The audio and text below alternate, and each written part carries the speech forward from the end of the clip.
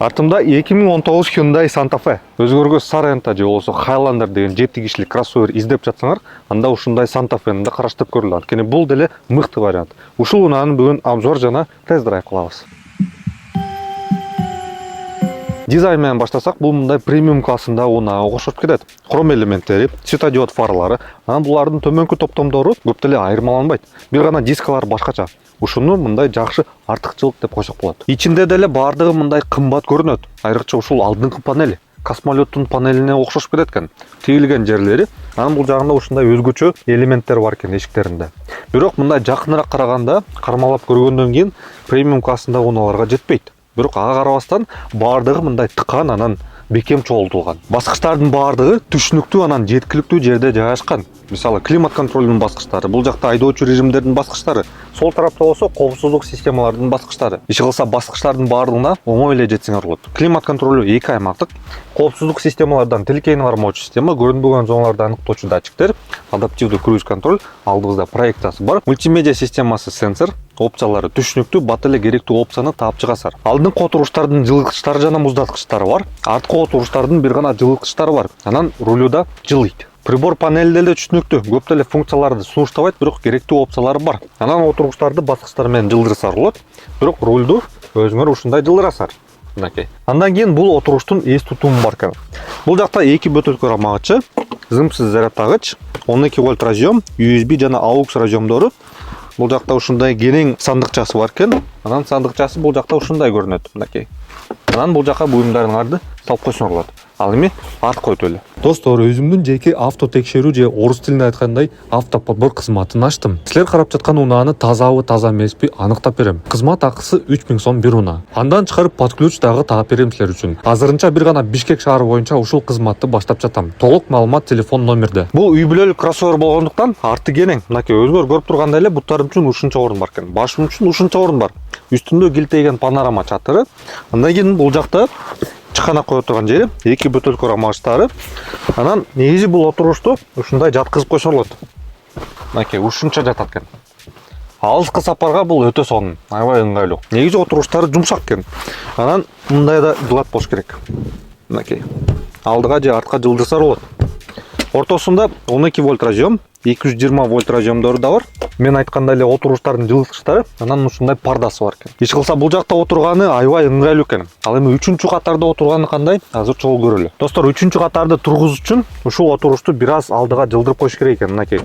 Ушундай болуп туруш керек экен. Анан 3-чү катарга өтүш үчүн ушул баскычты басасыздар. Мынакей. Анан отургуч жылып калат. Бул жагы деле кенең экен. Буттарым кысылбай эле.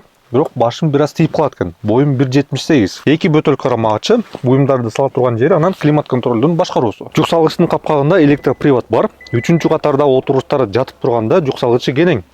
Бул жакта ээси буюмдарды салып коюптур. Негизи астында запаскасы жок. Анан отуруштарды тургузуш үчүн мынакей ушундай тартасыздар. Тартып туруп тургузуп койсоңор болот. Андан кийин бул жакта ушул баскычтар аркылуу экинчи катарда отуруштарды жаткызып койсоңор болот. Мынакей ушинтип жатып калат. Жаткандан кийин түп-түз болуп калат экен. Бул жака матрас корпустун батат окшойт. Бул капоттун астында көлөмү 2,2 литр турбо дизель мотору турат. Бул Santa Fe'лер көбүнчөсү биздин өлкөгө Америкадан же болбосо Кореядан келет. Кореядан келген варианттар 3 ар кандай моторлор менен келет. Биринчиси көлөмү 2 литр таза турбо бензин мотору. Андан кийин дизель моторлору. 2 жана 2.2 турбо дизель моторлору. Америкадан келген варианттар болсо 2.4 бензин моторлору менен келет. Менин оюмча эң сонун вариант дал ушундай кореец 2.2 турбо дизель моторлор менен. Анткени үнөмдүү, анан айлантма учуру көбүрөөк болгондуктан тартышы жакшы. Корейцке коюлган 2 литр бензин мотору турбинасы менен болгондуктан тартышы жакшы. Бирок сапаттуу күйүүчү майды жана мотордун майын талап кылат. Анан кээ бир учурларда ТНВД иштебей алышы мүмкүн. Ошол ТНВДни текшериш үчүн масляный шүптү алабыз. Анан майдын деңгээлин текшеребиз. Эгерде майдын деңгээли өтө көп болсо, же бензин жыттанса, анда ТНВДнин ичинде көйгөй бар. Жалпысынан жакшы, ишенимдүү моторлор. Ал эми 2 жана 2.2 литр турбо дизель моторлору эски 2005-жылы чыккан мотордун негизинде жасалган. Экөө дээрлик бирдей эле. 2 литр версиясы D4HA деген аталышы менен, 2,2 литр версиясы D4HP деген аталышы менен. Ошолордун жалпы ресурсу 500 000 чакырымга чейин коркпостон жетет. Бирок сажевый фильтрдин же болбосо майдын айынан турбинасы кетиши мүмкүн. Анан коленвалдын шкефи 100 000 чакырым эле чуркайт экен. Андан кийин сажа толуп калса, вихревый заслонкалар жылбай калышы мүмкүн. Жылбай калса, сервопривод иштебей калышы мүмкүн. Сервопривод иштебесе, мотор аварийный режимге түшүп калат. ГРМдин чынжыры болсо 150 000 чакырым эле чуркайт экен. Анан дагы бир айта кетчү нерсе, солярканын деңгээлин эч качан нөлгө түшүрбөгүлө. Эгерде бактын ичинде солярка калбай калса, анда ТНВД аба жутуп жарабай калышы мүмкүн. Ошондуктан баягы мисалы прибор панелинде бактын лампочкасы жанса, дароо эле толтурганга аракет кылгыла. Американский коюлган G4KJ деген көлөмү 2.4 бензин мотору алды эле жалпысынан жакшы. Майды убагында алмаштырып турула, антпесе вкладыштарды жайлайсыңар.